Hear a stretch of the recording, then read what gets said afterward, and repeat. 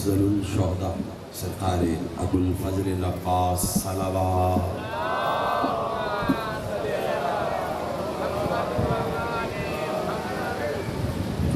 پیچھے تھوڑا سا ایک ایک قدم آپ آگے تشریف لے آئیے. بیچ کی خالی جگہ روک کر لیجیے.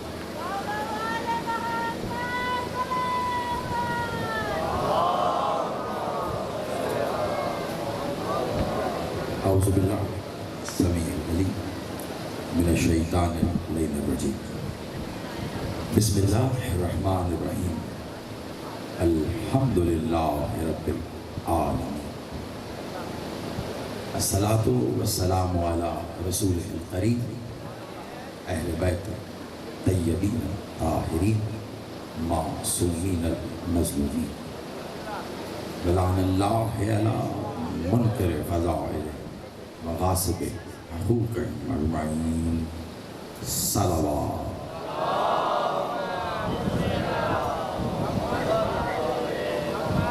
صلوات کی ذات اقدس پر اس سے بھی بلند تر صلوات.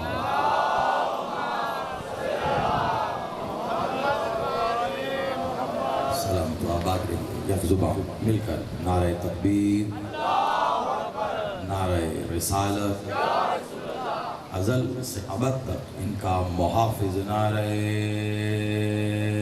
حیدری. حسینیات، یزیدیات، برائے ظہور وارث مکہ و مدینہ، برائے ظہور وارث کعبہ و کربلا، برائے ظہور وارث سدرۃ المنتہا، برائے ظہور وارث زمزم و صفا، برائے ظہور وارث محمد المصطفیٰ، برائے ظہور وارث علی المرتضیٰ، برائے ظہور وارث صلی اللہ، برائے ظہور وارث حسن المجتبیٰ، برائے ظہور وارث حسین کریم کربلا، برائے ظہور وارث لا الہ الا اللہ، برائے ظہور وارث محمد رسول اللہ، برائے ظہور وارث علی ولی اللہ الولی العصر. صلوات.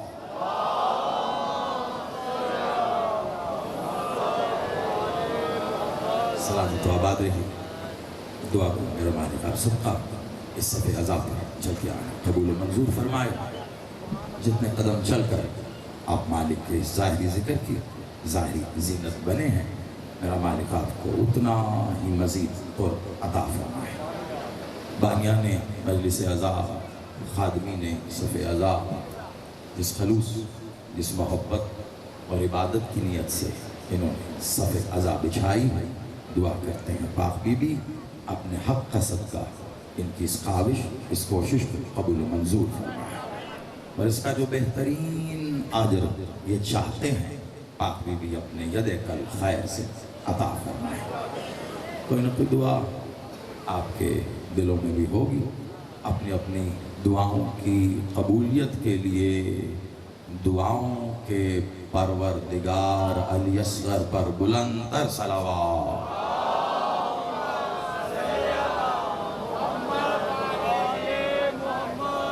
یقیناً وقت میرے ملحوظ خاطر ہے. اس طرح بہت ہی خوش اسلوبی کے ساتھ مختصر ترین وقت میں محترم نے اپنی ڈیوٹی سر انجام دی.